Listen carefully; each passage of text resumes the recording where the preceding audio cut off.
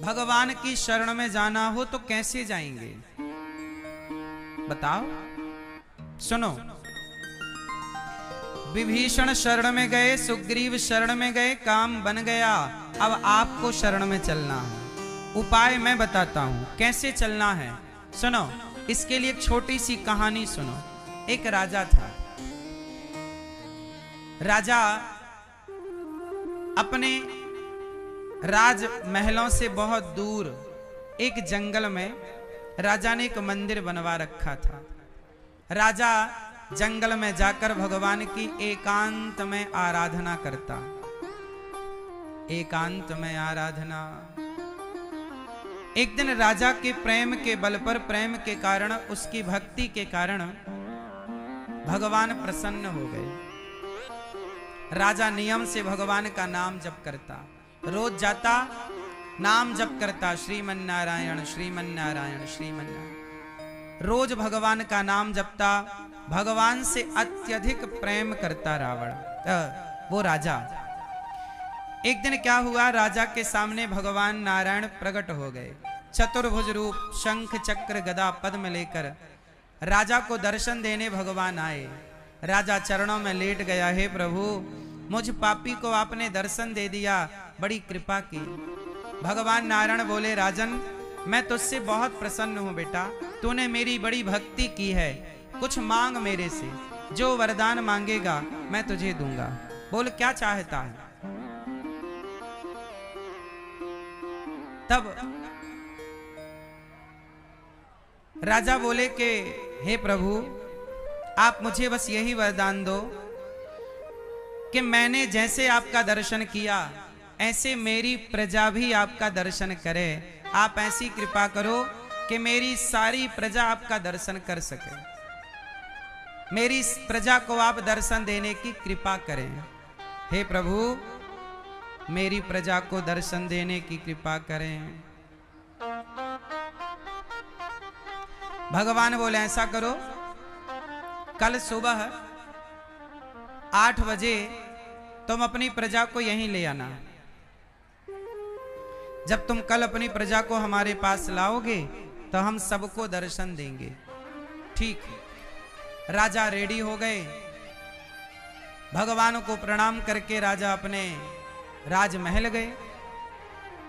जब राजा राजमहल पहुंचे तो डिंडोरा पिटवाया, सारी प्रजा को सूचित किया, सुनो सुनो सुनो, सब तैयार हो जाना, कल सुबह 8 बजे चलना है, भगवान आपको दर्शन देंगे, चलो। अब सारी प्रजा तैयार है। भाई फ्री में दर्शन मिले तो कौन मना करे मैया, दर्शन फ्री में ही तो मिल रहे हैं। अब फ्री में दर्शन मिले तो भला कौन मना करे। सारी प्रजा तैयार, बच्चे तैयार, बूढ़े तैयार, स्त्री तैयार, पुरुष तैयार, सब तैयार। सवेरा हुआ, सब नहा धो के तैयार, कीर्तन करने लग गए, सब ढोल नगाड़ा बजाने लगे। अरे 8 बजे हमें भगवान मिलेंगे, चलो चलो चलो चलो। सारी प्रजा, राजा तैयार हो गए, 7 बजे ही निकल पड़े कि चलो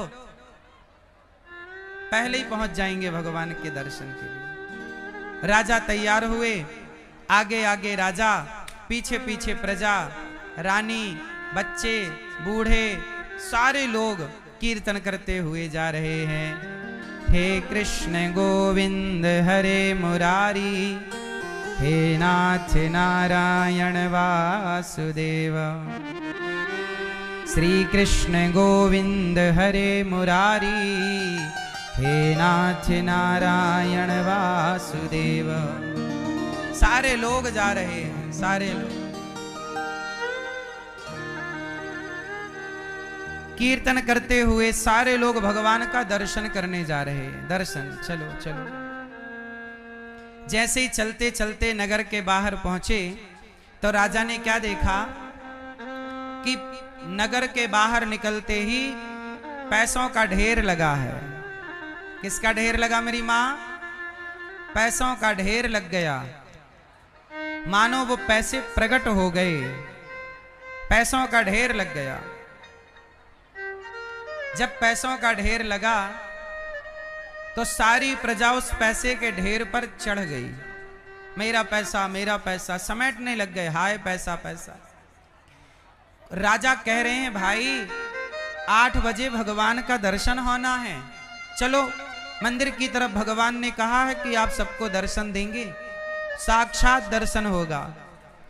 पैसे के ढेर में ऐसे चढ़े कि बहुत समझाया राजा ने कि पैसे के चक्कर में ना पड़ो, उतर जाओ पैसे के ढेर से, पर लोग उतरे नहीं और पैसा बांधने लगे, पोटरियां बनाने लग गए, कपड़ा बिछा बिछा के सारा पैसा बांध के घर की तरफ भागे लोग।